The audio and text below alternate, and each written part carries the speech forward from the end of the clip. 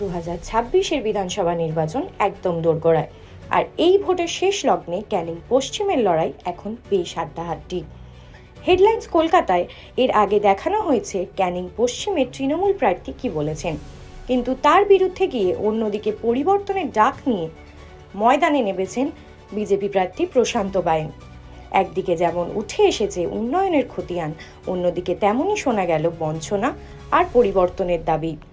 এখন কার প্রতিশ্রুতি কতটা সত্যি, সেই সব প্রশ্নের উত্তর খুঁজতে হেডলাইন্স কলকাতা পৌঁছে গিয়েছিল একেবারে গ্রাউন্ড জিরোতে। আইএসএফ এখানে ক্যান্ডিডেট দিয়েছে বলে এখানকার যে শাসক প্রার্থী আছে তিনি বলেছেন যে আপনাদের সেটা নাকি সুবিধা হয়েছে। এটার উত্তরে আপনি কি বলতে চাইছেন? এখানে আইএসএফ প্রার্থী দেবে, সিপিএম প্রার্থী দেবে, বিজেপি প্রার্থী দেবে, তৃণমূল প্রার্থী দেবে, এটাই স্বাভাবিক। কে কার জন্য সুবিধা পাইয়ে দেবে এটা তো দেখার বিষয় আমাদের নয়। বিষয়টা হচ্ছে মানুষের জন্য যদি তৃণমূল কংগ্রেস কাজ করে থাকে তাহলে এত ভয় কিসের? উন্নয়ন হয়েছে তো, বাংলায় তো বললেন তিনি উন্নয়ন করেছেন, জয় বাংলা স্লোগান দিচ্ছেন। বাংলার অনেক উন্নয়ন হয়েছে, কৃষিতে অনেক উন্নয়ন হয়েছে, শিল্পে অনেক উন্নয়ন হয়েছে, চাকরিতে অনেক উন্নয়ন হয়েছে, 26,000 বেকার হয়ে গেছে। তারপরে ভয় পাচ্ছে কেন? যতই বিরোধী আসুক না কেন, ভয় পাওয়ার কোনো কারণ নেই তো। আইএসএফ থাক, সিপিএম থাক, কংগ্রেস থাক, লড়াই করে জিতবে, মানুষ ভোট দেবে, অসুবিধা নেই। আপনি এইবারের এই ভোটটা নিয়ে কতটা আশাবাদী? এবারের ভোট, মানুষ গণতান্ত্রিক ভোট চাইছে। গণতান্ত্রিক পদ্ধতিতে যদি মানুষ ভোট দিতে পারে, মানুষ বুঝিয়ে দেবে তৃণমূল কংগ্রেসের অবস্থানটা কোথায়। শুধু ভোটটা দিতে দিন না, বুঝতে পারবেন তৃণমূল কংগ্রেসের কোন স্থিতিতে দাঁড়ায়। আপনারা যারা ভাবছেন যে আজকে শাসক দলের ওই নেতা নেত্রী যারা আছেন তারা তো শুরু থেকেই মিথ্যা কথা বলাটা, এটা তার কালচার। তৃণমূলের কালচার হচ্ছে মিথ্যা কথা বলা। অতএব মিথ্যা কথা বলবে, মিথ্যা প্রতিশ্রুতি দেবে, এটাই তো স্বাভাবিক। এই যে এতগুলো বছর এখানে তৃণমূল শাসিত যে অঞ্চল, তাহলে এতগুলো বছর কি এখানে মিথ্যে প্রতিশ্রুতি দিয়ে এতগুলো বছর দিতে এসছে আপনার মনে হয়? 2011 সাল থেকে 15টা বছরে যে গরিবের জায়গায় দাঁড়িয়ে রয়েছে, উল্টে কি হয়েছে? কৃষক পরিযায়ী শ্রমিকে পরিণত হয়েছে। চাকরি পাওয়ার জন্য ছেলেমেয়েরা হাহাকার করছে। এখানে যে কটা চাকরি পেয়েছিল 26,000-এর মধ্যে তাদের নাম বাতিল হয়ে গেছে। নতুন চাকরি নেই, কর্মসংস্থান নেই, শিল্প নেই। 15 বছরের উন্নয়ন রাস্তায় দাঁড়িয়ে রয়েছে। কারণ এখানে আপনারা দেখবেন, যদি এলাকায় ঘুরে ঘুরে দেখেন, গ্রীষ্মকালে পানীয় জল পাওয়া যায় না। সাধারণ গরিব মানুষ বাইরের কেনা জল কিনে খেতে হচ্ছে। এখানে রোড যে যাতায়াতের ব্যবস্থা, সেখানে অটো টোটোর দাবাদাবিতে, ইউনিয়নের দাবাদাবিতে সাধারণ মানুষের টাকা পয়সার নয়ছয় হচ্ছে, নাভিশ্বাস উঠে যাচ্ছে। এখানকার যে ড্রেনেজ সিস্টেম, ক্যানিংয়ের যে স্থিতি, ক্যানিংয়ের ব্যবসায়ীরা সঠিকভাবে ব্যবসা করতে পারছে না। সাধারণ মানুষ জীবন জীবিকার মান আস্তে আস্তে নিচু জায়গায় চলে যাচ্ছে। তারপরেও যদি তৃণমূল কংগ্রেস এই রকমের দাবি করে তাহলে সেক্ষেত্রে আর কিছু বলার নেই। এখানে তৃণমূল কংগ্রেস আরেকটি দাবি জানিয়েছে, সেটা হচ্ছে যে এবারের পরিকল্পনা হবে যেটা হচ্ছে ক্যানিং অঞ্চলটিকে পৌরসভায় পরিণত করা। এবার এটা অনেক দিন ধরেই চলছে, প্রায় সিপিএমের আমল থেকে চলছে, কিন্তু এখন অবধি হয়ে ওঠে। এই প্রতিশ্রুতিটা কি আপনার মনে হচ্ছে মিথ্যে? হ্যাঁ, যে না ঠিক আছে করা যেতে পারে। এই প্রতিটা সম্পূর্ণভাবে মিথ্যা। দ্বিতীয়বার মানুষকে বোকা বানানোর একটা প্রস্তুতি নেওয়া হয়েছে। কারণ আজকে যিনি বিধায়ক আছেন, আমাদের যিনি বিধায়ক আছেন, তিনি আমাদেরকে এর আগে 2021-এ যখন ভোটে দাঁড়িয়েছিলেন, তিনি তার সংকল্পপত্রে বা তার প্রস্তাবে রেখেছিলেন যে আমি যদি জিতে আসতে পারি, ক্যানিং পশ্চিমকে আমি এখানে পৌরসভা বানিয়ে দেবো বা মিউনিসিপ্যালিটি বানিয়ে দেব। কিন্তু বাস্তবে পাঁচটা বছর অতিক্রম হলো, বাস্তবে তার রূপদান পেল না। আবার যে তিনি করবেন, তার কি আশা বা প্রত্যাশা আমরা আশা করতে পারি? আচ্ছা, আমার আরেকটি গুরুত্বপূর্ণ প্রশ্ন হচ্ছে, বিজেপি মানে এখনকার মানুষদের, সাধারণ মানুষদের মাথায় প্রথম জিনিসটা যেটা আসে সেটা হচ্ছে হিন্দু সাপোর্টার, মুসলিম বিরোধী। তাহলে অনেকেরই এই প্রশ্নটা আছে যে আজকে যদি বিজেপি এখানে আসে তাহলে কি বাইরের রাজ্যগুলোর মতো এখানেও মাছ মাংস সব বন্ধ হয়ে যাবে, বা এরকম কিছু হবে যেটায় হিন্দুরা বেশি সেই জায়গাটায় প্রায়োরিটি পাবে বা মুসলিমরা সেই জায়গাটায় পাবে না? আচ্ছা, আপনি আমাকে বলুন, এখানে ভারতবর্ষের বুকে 21 থেকে 22টা রাজ্যে বিজেপি শাসন চলছে, সেখানে তাদের খাদ্যাভ্যাস বন্ধ করে দেওয়া হয়েছে। আমরা তো বিভিন্ন জায়গায় বেড়াতে যাই বা বিভিন্ন কাজের সুবাদে, চিকিৎসার সুবাদে আমরা সেখানে যাই। কোনো একটা মুসলিম পরিবারের লোক এসে বলেছে যে আমার নামাজ পড়তে দেওয়া হয় না, আমার খাবার খেতে দেওয়া হয় না, এরকম কিছু শুনেছেন? এখানে হচ্ছে আমাদের মাননীয় মুখ্যমন্ত্রী ইনি বিভাজনটা করেছিলেন, বিভাজনটা শুরু করেছেন ইনি। এদিকে রাম মন্দির প্রতিষ্ঠা হচ্ছে, কোথাও ভায়োলেন্স হবে না, উনি রেড রোডে নিয়ে একটা সম্প্রদায়কে নিয়ে তিনি মিছিল করছেন। কেন শান্তি মিছিল করছেন? সাম্প্রদায়িক বীজ ধান পুঁতছে কে? বিজেপি কাকে কোন জায়গায় ডিস্টার্ব করেছে? এদিকে দিনের পর দিন হিন্দুদের উপর, পশ্চিমবাংলায় হিন্দুদের উপর পূজা করতে দিচ্ছে না, লক্ষ্মী পূজা করতে পারবে না, সরস্বতী পূজা করতে পারবে না, দুর্গা পূজা করতে পারবে না। তাহলে কারা জেহাদিপনার উস্কানিটা কারা দিচ্ছে? বিজেপি দিচ্ছে না তৃণমূল দিচ্ছে? এখানে তো সিপিএম, কংগ্রেস, আরএসপির গল্প নয়, পার্টিকুলার এই তৃণমূল দলটা সম্পূর্ণ রকমভাবে তোয়াজ করার মানসিকতা দেখিয়ে এই ধরনের কাজগুলো চলে যাচ্ছে, এবং তারা একটা সম্প্রদায়ের ভোটটা সম্পূর্ণ নিজেদের কুক্ষিগত করার জন্য এই কাজটা করে যাচ্ছে, মিথ্যাচার করছে, এর পাশে কিছু নয় তো তাদের। কিন্তু সেখানে দাঁড়িয়ে তো এখন টিএমসি বা মুখ্যমন্ত্রী যদি বলেন, তাহলে উনি কালকেই একটা সভা থেকে বলেছেন যে এই যে তিনটে বিল পাস করেছেন নরেন্দ্র মোদী, সেই জায়গাটায় বিল ইনভিটেশন কেন সেখানটায় একসাথে আছে? এটা নিশ্চয়ই ভোট কাটার একটা উপায় বা পরিকল্পনাই, উনি বিলের পরিকল্পনাই বলেছেন। দ্বিতীয়ত এই জিনিসটা নিয়ে তামিলনাড়ুতে প্রোটেস্টও চলছে যে বিল ইনভিটেশন করা যাবে না, মণিপুরে আগুন জ্বলছে। এই সব বিষয়ে তো বাইরের রাজ্যে হচ্ছে, সেইগুলো নিয়ে এখানকার কিছু মানুষ মানে ভয়ে আছে। সেই জিনিসটা যদি আপনি একটু ক্লিয়ার করেন। আপনি যে এসআইআর এর কথা বলছেন, এই এসআইআর এর যে নাম ডিলিট হবে কি সে থাকবে, এটা আমাদের ভারতবর্ষের নিয়ম অনুযায়ী প্রতি একটা সার্টেন পিরিয়ডের পর এটাকে ঝাড়াই বাছাই করা হয়। সেই ঝাড়াই বাছাইয়ের কাজ করতে গিয়ে নিশ্চয়ই ইলেকশন কমিশন বা আমাদের ভারতবর্ষের যে যাদের তত্ত্বাবধানে এই কাজটা হয়, তারা নিজেরা এখানে কাজটা করেনি। কাজটা করেছে কে? এখানকার প্রশাসনিক দপ্তর, এখানকার মাস্টারমশাই যারা কাজটা করেছেন গ্রাসরুট লেভেলে, এখানকার প্রশাসনিক দপ্তর। কোনো কিছু তথ্য না দেওয়ার পিছনে কারণ দায়ী কারা? ইলেকশন কমিশন নয় তো। এখানে টোটালি কাজটা হচ্ছে, যা কাজটা করেছে ওনারই শাসক দলের। আমাদের তো ঢুকতে দেয়নি, আমাদেরকে মারধর করেছে, আপনারা টিভির ক্যামেরায় দেখেছেন। আমরা যখন এসআইআর এর কাজে সহযোগিতা করতে গেছি আমাদেরকে মেরে তাড়িয়ে দেওয়া হয়েছে। ওরা নিজেরা তো অপারেট করেছে। প্রথমে বললো আমি এসআইআর করতে দেবো না, কিন্তু বাস্তব চিত্রে এসআইআর কাজ যখন শুরু হলো ওনারা নিজেরাই কাজ করতে শুরু করে দিলেন। তাহলে এবার কাগজের তথ্যটা দেওয়ার দায়িত্ব কার? সেখানকার মাস্টারমশাই যিনি বিওলো হয়েছেন, সেখানকার প্রশাসনিক দপ্তর যারা এই তো কাগজটাকে শর্টিং করছিলেন। তাহলে তথ্যগুলো সঠিকভাবে আপলোড না করার জন্য তার দায়ভার বিজেপির উপর চাপিয়ে দিয়ে তো লাভ নেই। এখানে আমার কাছে অনেক রকমের উদাহরণ আছে, যারা নাকি বিওলোরা ইচ্ছাকৃতভাবে আমাদের বিজেপির লোক দেখে দেখে তাদের সব কিছু থাকা সত্ত্বেও সেই কাগজগুলো আপলোড করায়নি, সেই লোকগুলো ডিলিট হয়ে গেছে। তাহলে এটা তো উদ্দেশ্য প্রণোদিতভাবে একটা কেওয়াস তৈরি করা।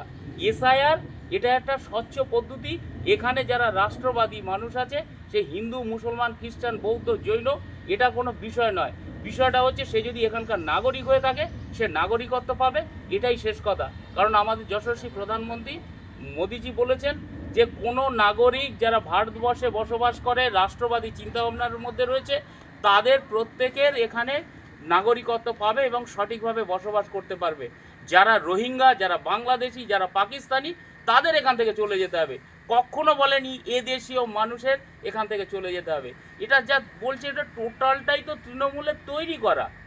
এটা তৃণমূলই তৈরি করেছে। এই মানুষগুলো ডিলিট হওয়ার কারণটাই হচ্ছে তৃণমূল। কারণ এখানে ইলেকশন কমিশন বা এই সিস্টেম দায়ী না, তারা কাজ করিয়েছে এদের দিয়ে। কাগজ না জমা দেওয়ার জন্য বা কাগজের অভাব ঘটানোর জন্য এরাই দায়ী। আর এরাই বড় বড় কথা বলছে, মানুষকে ভুলভাল বোঝাচ্ছে। মুসলিম পরিবারের বাদ চলে যাবে, হিন্দু পরিবারের বাচ্চা। এখানে হিন্দু মুসলমানের ব্যাপার নয় তো। এখানে যার কাগজ আছে সে থাকবে বা সে সঠিক জায়গা প্রমাণ করবে, আর যার কাগজ নেই পুনরায় সে কাগজগুলো দেবে, দিলে সে নাগরিকত্ব পেয়ে যাবে। আর যারা বাইরের বহিরাগত তাদের কোনো সমস্যা নেই, তারা এখান থেকে চলে যেতে হবে। আচ্ছা, আচ্ছা, এবারে আপনার পরিকল্পনাটা ঠিক এই অঞ্চলে কিরকম প্রস্তুতি এগিয়েছে এখন প্রচারে?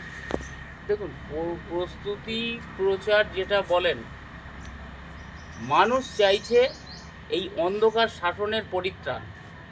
আজকে তৃণমূল এখানে যে শাসন ব্যবস্থা 15 বছরে দিয়েছে, সেই 15 বছরের শাসন ব্যবস্থায় মানুষের নাভিশ্বাস উঠে গেছে। এখন তারা চাইছে পরিত্রাণ, চাইছে এ দলটা থেকে মুক্তি চাইছে। এখানকার মানুষ, প্রত্যেকটা মানুষ, কৃষক, চাকরিজীবী, ব্যবসায়ী এবং সাধারণ মানুষ যারা অটো টোটো চালক, প্রত্যেকের একটাই বক্তব্য, তারা পরিবর্তন করতে চায়। এই গভর্নমেন্টের সাথে আর তারা চলতে চাইছে না। আমি বিভিন্ন এলাকাতে, গ্রাম থেকে গ্রামান্তরে যখন গেছি, সাধারণ মানুষের একটাই বক্তব্য, আমরা আছি, ভোট দেব, কিন্তু এরা গণতন্ত্র হত্যা করে, এরা কি করে, ভোট করতে দেয় না, ভোট লুট করে। এই ভোট লুট যদি বন্ধ হয়, এদেরকে যদি হুমকি ধমকি বন্ধ হয়, মানুষ এদের যোগ্য জবাব দিয়ে দেবে এবং এখানে বিজেপির শাসন তৈরি হবে। আচ্ছা, আপনার আগামী দিনের পরিকল্পনাটা ঠিক কি? আগামী দিনের পরিকল্পনা হিসাবে আমি ক্যানিং পশ্চিমের 138 ক্যানিং পশ্চিমের প্রার্থী হিসাবে আপনাদেরকে বলতে পারি, ক্যানিংয়ের যে টোটাল ব্যবস্থাপনা, যে পৌরসভা যেটা দরকার ছিল মিউনিসিপ্যালিটি এলাকা, সেটা অতি অবশ্যই আমি করব। এবং এখানকার জল নিকাশি ব্যবস্থা, এই জল নিকাশি ব্যবস্থাটা সম্পূর্ণভাবে ড্রেনেজ তৈরি হয়েছে, কিন্তু কোথায় গিয়ে পড়বে তার কোনো সুরাহা নেই। আমি নিকাশি ব্যবস্থাটাকে সুন্দর করতে চাই। এখানে যে রাস্তা আছে, এই রাস্তাগুলো বাস বন্ধ করে দেওয়া হয়েছে অটো টোটোদের সুবিধা পাইয়ে দেওয়ার জন্য, বাড়তি সুবিধা পাইয়ে দেওয়ার জন্য। এই বাসের যাতে যোগাযোগের ব্যবস্থার মাধ্যমে সাধারণ মানুষ অল্প পয়সায় গ্রাম থেকে গ্রামান্তরে যেতে পারে, তার ব্যবস্থা করব। এখানে ট্যাংরাখালী কলেজ আছে, অনেক পুরানো কলেজ, 2020 সাল থেকে আজও পর্যন্ত পঠন পাঠন বন্ধ করে দিয়েছে। এই ট্যাংরাখালী কলেজটাকে পুনরায় সুন্দরভাবে, যাতে এখানকার এই এলাকার, সুন্দরবন এলাকার ছেলেমেয়েরা যাতে পড়াশোনা করতে পারে, সেটার পঠন পাঠনের সুব্যবস্থা এবং তার সমস্ত রকম সুবিধা পাইয়ে দেওয়ার ব্যবস্থা করব। এখানে এই এলাকাতে একমাত্র কলকাতায় মহিলা কলেজ আছে, এছাড়া এখানে কোনো কলেজ নেই। আমি এখানে কলেজ প্রতিষ্ঠা করার সিদ্ধান্ত নিয়েছি। এখানে মহিলা কলেজ, মেয়েরা যাতে বাইরে না গিয়ে এখানে যাতে কলেজ করতে পারে, সেই ব্যবস্থাটা করব, সেটা আমার সিদ্ধান্তের মধ্যে রয়েছে। এবং এখানে বহুদিন আগে ক্যানিংটাকে সুপার স্পেশালিটি হসপিটাল বলে দাবি করেছিল, সেই হসপিটালটা একটা ডাস্টবিনে পরিণত করেছে। এখানে কোনো ভালো চিকিৎসক নেই, ওষুধ পাওয়া যায় না। সেই ওষুধ এবং চিকিৎসার ব্যবস্থা যাতে আরও উন্নত হয়, সে ব্যাপারে আমার পরিকল্পনা রয়েছে এবং সেখানে উন্নত ব্যবস্থা এনে এখানে সুন্দরবনবাসীরা যাতে এখানে সুচিকিৎসা পায় এবং গরিব মানুষ খুব অল্প পয়সায় এবং বিনামূল্যে যাতে চিকিৎসা পায়, সে ব্যবস্থা করব। আর একটা জিনিস আমি আমার যশস্ব প্রধানমন্ত্রী মোদিজির কাছে আমি একটা দাবি রাখবো, ক্যানিং সুন্দরবনের বিধায়ক হিসাবে আগামী দিনের যদি এখানকার সাধারণ আপামর মানুষ যদি আমাদের আশীর্বাদ করেন, যদি আমি বিধায়ক হয়ে আসতে পারি, এখানকার যে এইমস, কল্যাণী যে এইমস হয়েছে, দিল্লি থেকে আমি দরবার করব যে সুন্দরবনবাসীর জন্য, আমরা বাঘের গালে যেখানে বসবাস করি, প্রত্যন্ত এরিয়া যেখান থেকে ক্যানিং পর্যন্ত আসতে 2.5-3 ঘন্টা 4 ঘন্টা লাগে, এই সমস্ত মানুষদের জন্য সুন্দরবনের উপরে যাতে একটা নতুন এইমস হয়, সে ব্যাপারে আমি দরবার করব এবং এটা আমি প্রজেকশনে আনব। এবং শুধু তাই নয়, এখানে ক্যানিং এই যে এরিয়াতে টোটাল মাত্রা নদীর চর ধরে টোটালটা যে বেআইনি দখল করে টাকা লুট করা হয়েছে, সেই এরিয়াগুলোতে এখানে একটা সুন্দর পরিবেশ তৈরি করে সাধারণ মানুষ যারা সুন্দরবন দেখতে আসে, একটা ইকো ট্যুরিজম সিস্টেম যেটা হতে পারে এবং সুন্দর একটা এনভায়রনমেন্ট তৈরি হয়। এখানে মানুষ, সুন্দরবন মানে একটা সবাইয়ের কাছে পরিচিত জায়গা, সারা পৃথিবীর কাছে পরিচিত জায়গা, যেখানে রয়্যাল বেঙ্গল টাইগার রয়েছে, সেই তার প্রবেশদ্বার হচ্ছে ক্যানিং।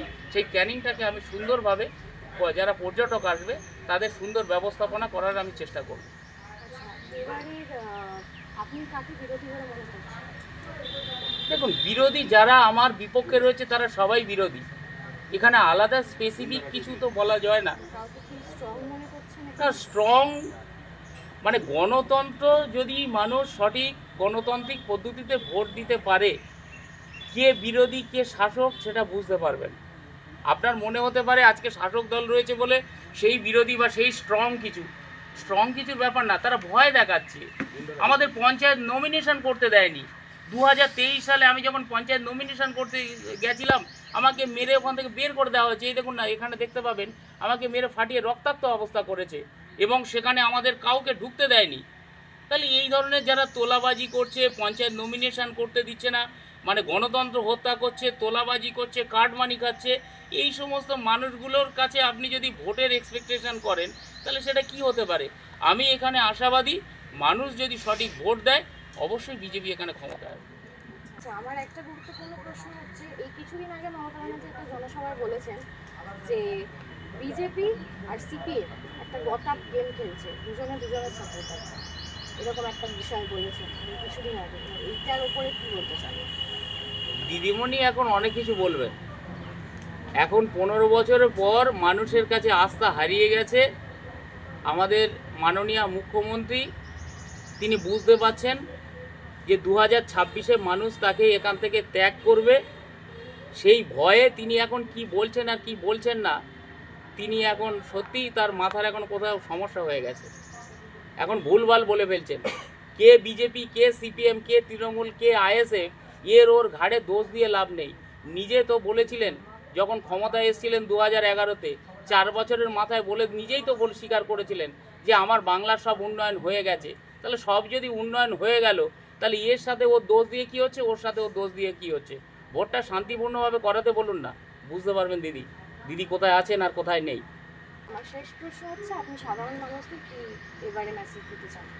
সাধারণ মানুষদের এটা মেসেজ দিতে চাই যে গণতন্ত্র ফিরে পাবে, কৃষক তার কৃষিকাজের সুবিধা পাবে, যারা গ্রামের গরিব ছেলেমেয়েরা অত্যন্ত কষ্ট করে পড়াশোনা শিখেছে তারা চাকরি পাবে বা কর্মসংস্থান পাবে, এবং যারা একটু চিকিৎসার জন্য একটু অসুবিধা হলে বিদেশে বাইরে যেতে হয় তাদের আর বাইরে যেতে হবে না, ক্যানিংয়ের বুকে সুচিকিৎসার ব্যবস্থা করা হবে। এখানে যারা শিক্ষা দীক্ষার জন্য প্রত্যেকটা জায়গাতে প্রত্যেকটা স্কুল কলেজে পড়াশোনা যে বন্ধা দেখা দিয়েছে, পড়াশোনা নেই, আমি তাদের পড়াশোনার সুব্যবস্থা করার সেই ব্যবস্থা করব, তাদেরকে সেটাও জানাতে চাই। এবং সঙ্গে জানাতে চাই এখানে কোনো তোলাবাজি চলবে না, এখানে কোনো গণতন্ত্র হত্যা করা হবে না, এখানে প্রত্যেকটা মানুষ শ্বাস নিয়ে এবং স্বচ্ছন্দে বসবাস করবে। এবং সোনার বাংলার যে আমাদের মোদিজি স্বপ্ন দেখেছে, সোনার বাংলা আবার সেই সোনার বাংলাতে ফিরিয়ে দেবে। আমরা ক্যানিং পশ্চিমের বাসিন্দা হিসাবে এখানকার সমস্ত মানুষকে সেই সোনার বাংলার একটি অংশীদার করে তুলব। জাস্ট এইটুকুনি বলবো যে এখানকার আপামর জনসাধারণ যারা আছেন সবাই অত্যন্ত কষ্টে আছে, তারা এখান থেকে এই কষ্ট যন্ত্রণা থেকে পরিত্রাণ চাইছে। বাংলার মহিলার সুরক্ষিত, কয়েকদিন আগে আরজি করের ঘটনা আপনারা দেখেননি? যে আরজি করের ঘটনাকে কেন্দ্র করে পশ্চিমবঙ্গ, ভারতবর্ষ এবং সারা পৃথিবীর বুকে এই নারী নির্যাতনের প্রতিবাদের জন্য তারা ঝাঁপিয়ে পড়েছিল, তার বিচার পেয়েছে, তারপরেও বলবেন সুরক্ষিত? আপনারা কয়েকদিন আগে সন্দেশখালীর ঘটনা দেখেননি? দিনের বেলা প্রকাশ্যে গ্রামগঞ্জের হতদরিদ্র মূর্খ পরিবারের মেয়েরা অন ক্যামেরা বলে বেড়াচ্ছে যে আমাদের রাতের অন্ধকারে পিঠে করতে ডাকা হতো। প্রত্যেকটা মা বোন তাদের ইজ্জত বা মান সম্মান যে লুট হতো নিশ্চয়ই সে ক্যামেরাতে বলতে পারে না। এগুলো তো আমরা দেখেছি প্রতিনিয়ত পত্রপত্রিকার, সোশ্যাল মিডিয়া দেখলে বোঝা যাবে ধর্ষণ ধর্ষণ ধর্ষণ এবং নারী নির্যাতন, তারপরেও নারী সুরক্ষা। এই শব্দটা শুনলেই কেমন একটা লাগে যে মিথ্যার বলার সীমারেখা থাকা উচিত, সেটা যে একবার চরম সীমায় পৌঁছে গেছে তারই প্রমাণ। কিন্তু এটা এখানকার মহিলারা খুন হচ্ছে। আমাদের এই গোপালপুর অঞ্চলে, আপনার এই আমাদের ক্যানিং পশ্চিমের মধ্যে পড়ে গোপালপুর, কয়েকদিন আগে, এই বছরখানেক হবে খুব সম্ভবত, বর্তমান যিনি বিধায়ক আছে তার আমলেই ঘটনাটা ঘটেছে। ওখানে এক মহিলাকে সন্ধ্যাবেলায় তাকে কুপিয়ে খুন করে দেওয়া হলো। আরও এখানে শুধু মহিলা কেন, পুরুষরাও সুরক্ষিত না। ওনার পিরিয়ডে দিনের বেলা এখানে গোপালপুর অঞ্চলে তিনখানা একসাথে মার্ডার করা হয়েছে সকাল 9টার সময়। এখানে বিকেলবেলা একজনকে মাথায় ইট দিয়ে থেঁতলে মারা হয়েছে। দাঁড়িয়া অঞ্চলের প্রধানকে তাকে মারা হয়েছে, আরেকটা ছেলেকে নিকারিঘাটা অঞ্চলে তাকেও মারা হয়েছে। এখানে মার্ডার হচ্ছে, নারী নির্যাতন হচ্ছে, তাদের কোনো মানে শাস্তি পাচ্ছে না। তারপরেও দিদিমণি যদি বলেন যে এখানে নারী সুরক্ষিত, এর আর কিছু বলার নেই। অর্থাৎ সব শেষে বলা যায় সুন্দরবনের এই গুরুত্বপূর্ণ বিধানসভা কেন্দ্রে এবার লড়াইটা সরাসরি উন্নয়ন বনাম পরিবর্তনের। এখন একটাই প্রশ্ন, মানুষ কি উন্নয়নের পক্ষে রায় দেবেন নাকি বদলের হাত ধরবেন? সেই সব উত্তর মিলবে ভোট বাক্স খুললেই। পিসা ভাদুরীর সাথে স্পন্দন কুমার পালের রিপোর্ট, হেডলাইন্স কলকাতা। আনন্দ আর ভালোবাসার দীপ্তিতে গড়া সমুজ্জ্বল পরমা, ঠিক তোমারই মতো। শ্যাম সুন্দর কোম্পানি জুয়েলার্স, আগরতলা, উদয়পুর, ধর্মনগর, কলকাতা।